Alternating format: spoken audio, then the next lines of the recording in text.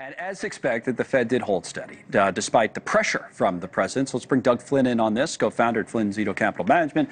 So yeah, they held steady. The comments afterwards are always the most interesting. I mean, the Powell was basically saying, this is just paraphrasing, that they're attentive to both sides of their mandate. Federal Reserve has like this dual mandate that they're given by the government, stable prices, maximum employment, and they judge the risks of higher unemployment and higher inflation have both gone up. Okay, so they're not saying, hey, we're worried about stagflation, but sort of saying we're worried about stagflation, no?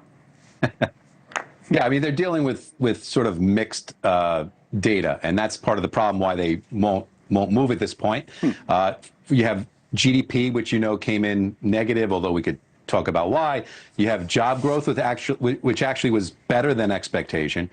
You have recession fears obviously elevated. We keep talking about that. Yep. But then you have inflation coming down. So you have a mixed bag. And what that means is, as the Fed is going through this, they're going to do a whole lot of nothing. And that's basically what they're saying. They need to see either further weakening in the economy, which could happen with inflation picking up or job issues with the tariffs fully kicking in.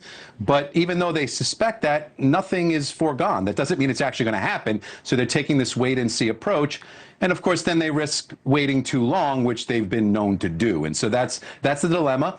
But Trump wants lower rates, and he's not getting it. And so we're going to get a new pope before we get lower interest rates. That's the way it's going to go. That's what it looks like. Although one time it took him years to pick a pope. I don't think that'll happen this time. The Pope Gregory X in the 1200, wow. Whatever it was, as you remember. Wow, that's great info, actually. Yeah, it's just, I have a lot of random pope knowledge here the last couple of weeks. So on the tariffs specifically, Powell had a news conference, and he said this just about tariffs. Listen.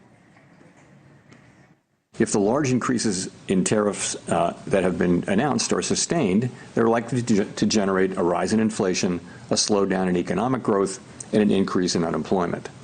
The effects on inflation could be short-lived, reflecting a one-time shift in the price level. It is also possible that the inflationary effects could instead be more persistent. So it could be no big deal, or it could be a disaster. I'm not really sure which, but that's how Fed chairmen speak. But it was kind of interesting at the beginning there, talking about not just, hey, the tariffs are bad, but if they're sustained, is how he phrased it. So what would you say?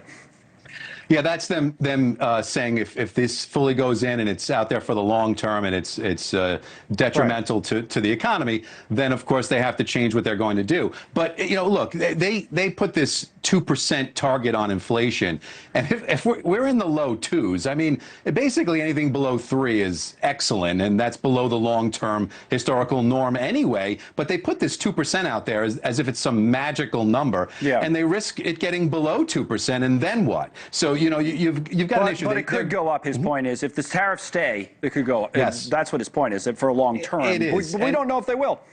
We don't. And it's an excuse to just delay further, and that's going to mean harder times for people to buy houses, and that's going to delay all that, which is what we want to get beyond.